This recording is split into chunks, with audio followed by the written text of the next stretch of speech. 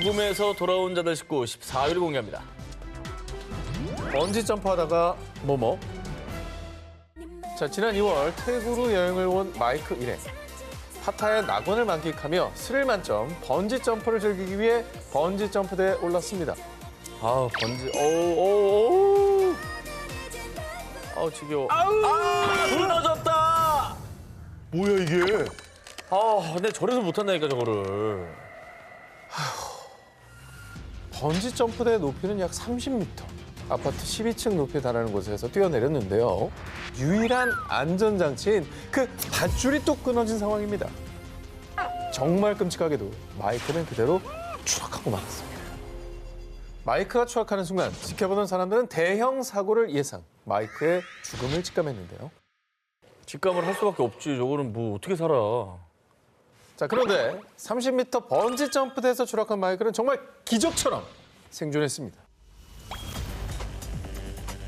번지 점프 도중 추락한 마이크가 생존할 수 있었던 이유 첫 번째. 자, 만약에 추락한 지면이 그냥 뭐 콘크리트 바닥이었다면 마이크는 직사했을 겁니다.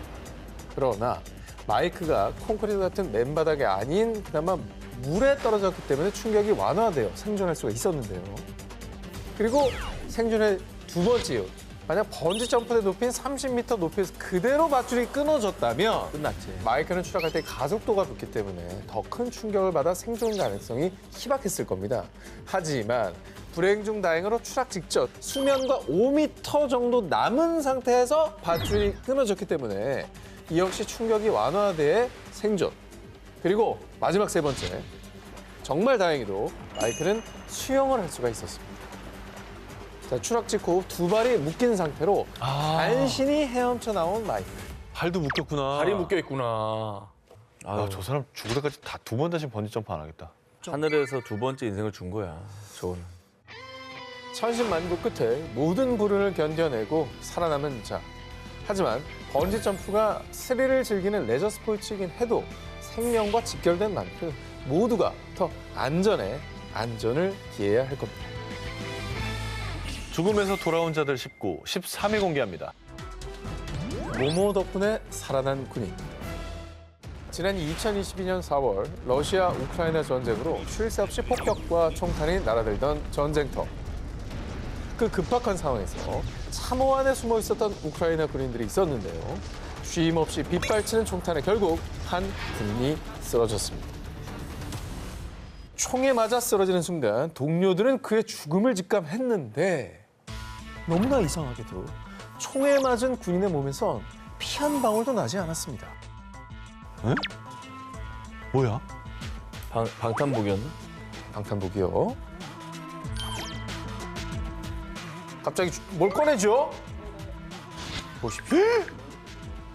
핸드폰? 핸드폰이네. 핸드폰 안에 지금 총알 박힌 거예요? 바뀐 거야. 자, 지난주에 감동을 또 이어볼까요? K 휴대폰입니다. K 휴대폰은 단단합니다. K 휴대폰은 총알도 막아줘요. 자, 총탄이 박힌 곳은 군인의 몸이 아닌 그가 소지하고 있던 휴대폰. 당시 휴대폰은 케이스와 전면 유리가 파손됐지만요. 만약 이 휴대폰이 아니었다면 그 군인분은요, 자칫 사망할 수도 있었던 상황. 하지만 휴대폰이 총탄을 대신 맞아준 덕분에 충격을 완화해서요. 이 군인은 부상 하나 입지 않고 생존할 수 있었던 겁니다. 이 절묘한 상황을 접한 누리꾼들은 우리 중조 할아버지도 주머니 속 동전 덕에 목숨을 구하셨다고 그랬는데 이젠 시대가 변해서 휴대폰이 사람을 살렸네. 그 와중에 배터리가 폭발하지 않은 것도 정말 다행이다. 저 군인 진짜 운이 좋았어. 라며 놀라워했는데요. 케이스 안 씌웠어도 뚫렸을 수 있겠다. 그렇죠. 그지? 그러니까 뭐 모든 게 다 우연이죠. 뭐. 저 모든 왼쪽 주머니 넣었으면 맞은 거 아니야? 맞죠. 그렇지. 정말 신의 가호가 존재한다면 이런 일을 두고 말하는 거 아닐까요? 죽음에서 돌아온 자들 19 11위를 공개합니다. 남편에게 모모당한 아내의 최후. 2022년 10월 미국 워싱턴주.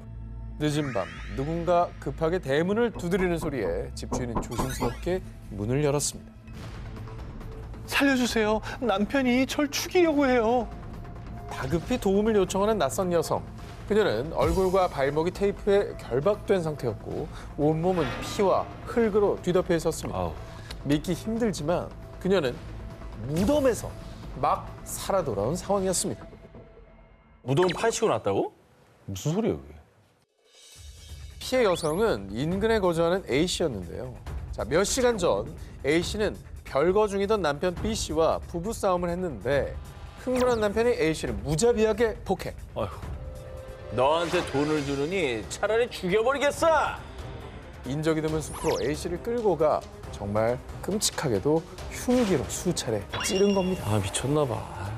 그리고는 남편은 파놓은 구멍에 A 씨를 밀어넣고 흙을 덮어 그녀를 생매장했습니다. 되게 고통스럽게 죽이려고 그랬네.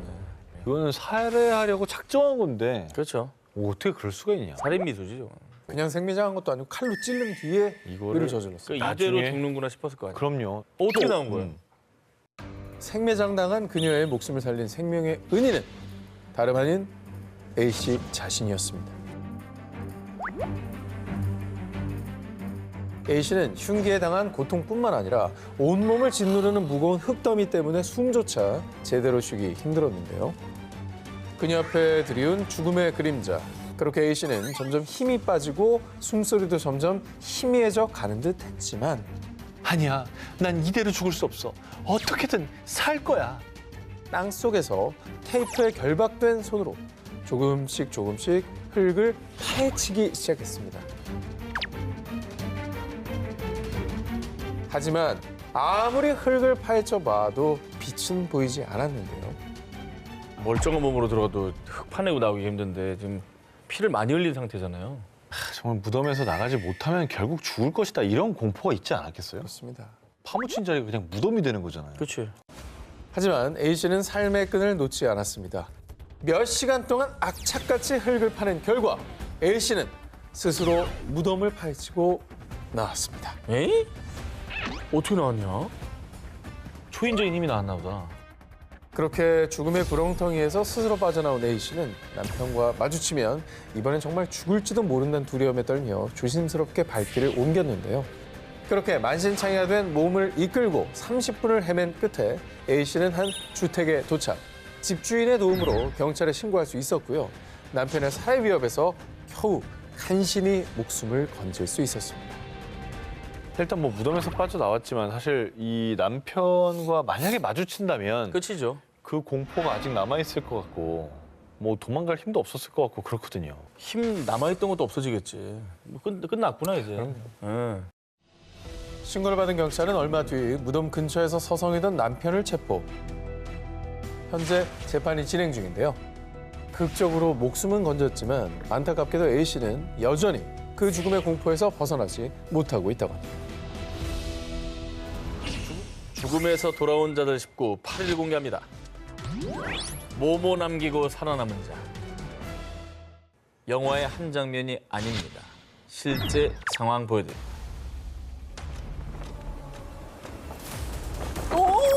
낙하산? 최악이다, 최악. 낙하산 표지죠. 아, 말렸어. 낙하산이 말렸어. 저거 그대로 말렸어. 아, 어떡해. 노답입니다. 얼마나 당황했겠습니까? 말이 안 되지. 저 지금 낙하산 다 꼬인 거 보이죠? 다 꼬였어요. 저게 그냥 몇 초 상관으로 바로 저렇게 돼버리는구나. 지난 2022년 여름 스페인 피레네 산맥. 평소 고개 비행을 즐기던 패러글라이더 케빈 필립은 그날도 어김없이 약 800m 상공에서 몸을 뒤집는 묘기를 시도했습니다. 그러던 그때 필립을 덮친 거센 난기류.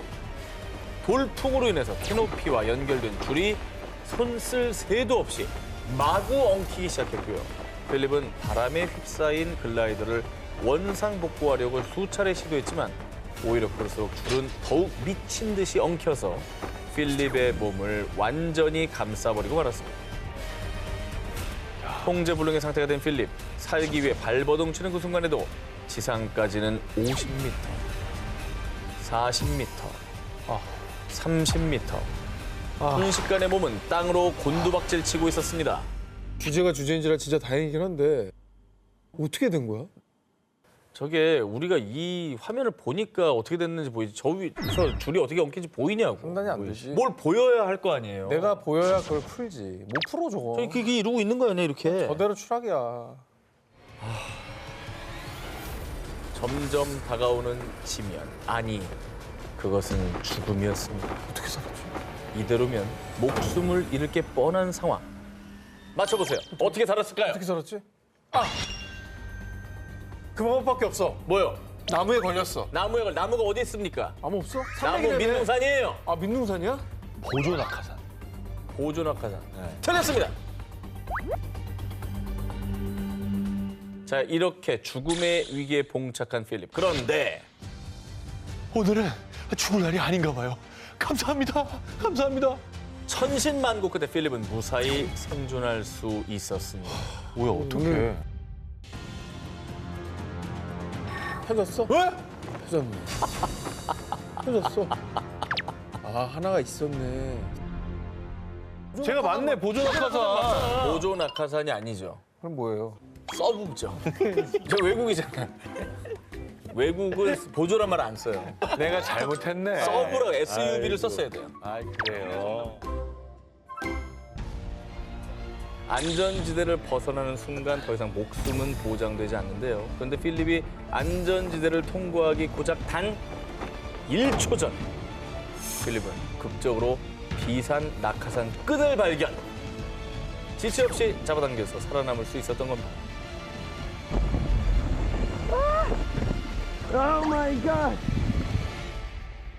사실 저게 무서워서 전 아직도 패러글라이딩 한 번도 못 해봤어요. 나도 안 해요. 다치긴 했을 거예요. 분명히. 그죠?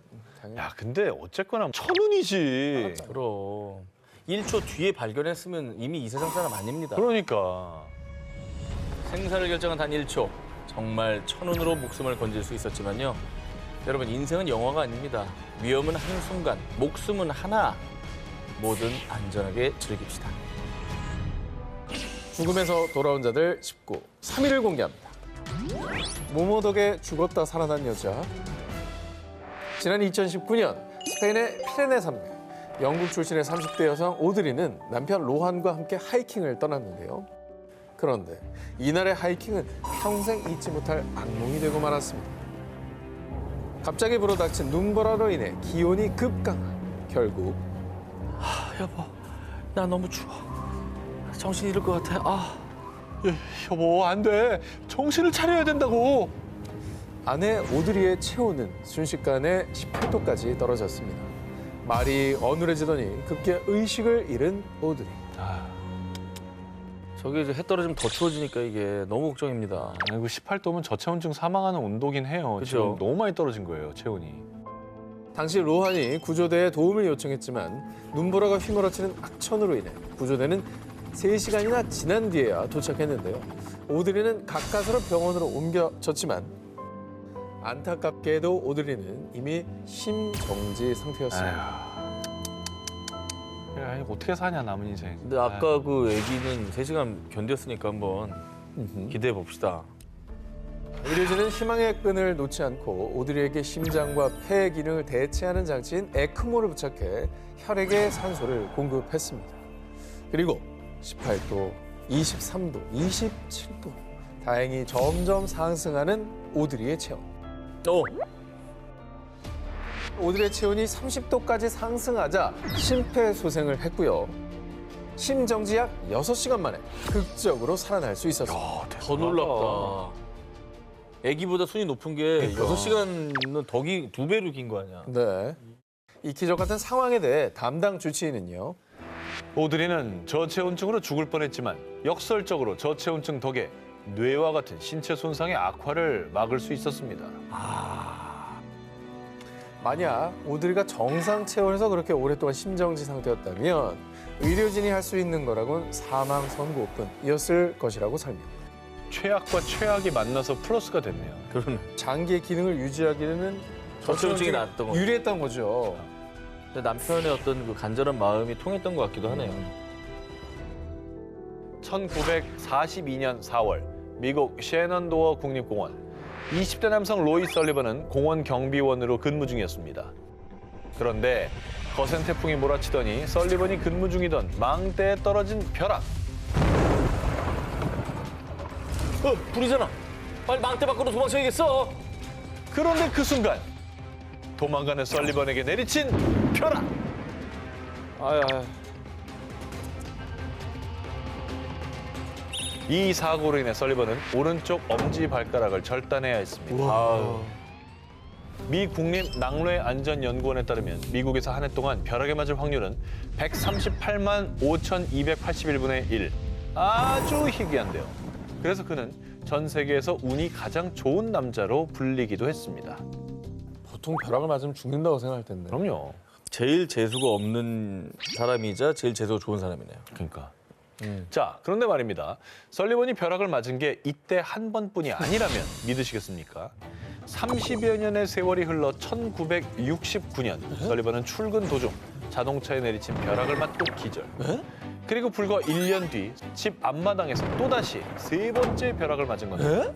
위험천만한 벼락 사고를 3번이나 당했지만 천만다행으로 설리번은 극적으로 목숨은 건졌습니다. 다 살았어? 다 살았어요. 아이고. 그런데 말입니다. 또 맞았어? 또 맞았어? 1972년 네 번째 벼락 맞은 설리번, 1973년 다섯 번째 벼락 맞은 설리번. 이 네 번째 벼락은 근무 중이던 설리번의 모자에, 다섯 번째 벼락은 역시 근무 중이던 설리번의 왼팔에 떨어졌습니다. 저분 혹시 피레침 갖고 다니세요? 근데 이 정도면은 오늘 좀 맞을 때가 됐는데 이러겠다. 이거 요즘에 좀 뜸하네. 뭐하냐? 아직도 끝이 아니에요. 네. 아직도 끝이 아니야? 1976년 근무 중 문득 하늘을 본 설리번은요. 또 봐. 저 구름 불길한데 벼락이 내리칠 것 같아. 얼른 가자. 불길함을 느끼고 도망치려 했지만 구름이 자신을 따라오는 것 같더니 결국 그 여섯 번째 벼락을 맞은 설리번. 그리고 1년 뒤인 1977년. 에이. 진짜 난 이런 반응이 나올 수 있다고 생각해요. 이거는 진실 혹은 거짓 가면 거짓이야. 저 모자 지금 벼락 맞고 구멍 났잖아요. 아니 피레침이야? 이 정도면 공원 그만두셔야 되는 거 아닙니까? 어디 저 안전한 실내로 들어가셔야 돼요. 실내라고 안전하겠습니까? 아니 그래서 이분이 공원 경비원을 은퇴를 합니다. 네. 1977년 이번엔 낚시터에서 낚시 왜 하세요? 일곱 번째 벼락을 맞았습니다. 낚시는 끌어당겨요, 선생님. 벼락이 그의 머리를 관통. 안타깝게도 설리번은 이 사고로 한쪽 청각을 잃게 됐지만 이번에도 다행히 목숨은 건질 수 있었는데요. 엑스레이. 자그마치 7번이나 벼락을 맞으며 죽을 고비를 넘긴 설리번. 이 믿기 힘든 실화에 그는 전 세계에서 벼락을 가장 많이 맞은 남자로 기네스북에 등재됐습니다.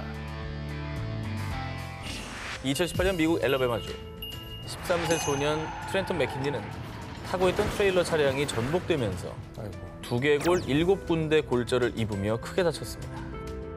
살아날 가능성이 거의 없습니다. 깨어난다 해도 정상적인 생활은 불가능할 겁니다. 결국 의식을 찾지 못한 맥킨리는 의사로부터 사실상 사망 판정이나 다름없는 뇌사 진단을 받았습니다. 어린아이인데. 절망적인 소식에 맥킨리의 부모는 시름에 빠졌습니다. 그러다 숭고한 결심을 하게 됩니다. 비록 아들은 살 가망이 거의 없지만 아들의 장기를 기증해서 5명의 생명을 살리기도 한 거죠.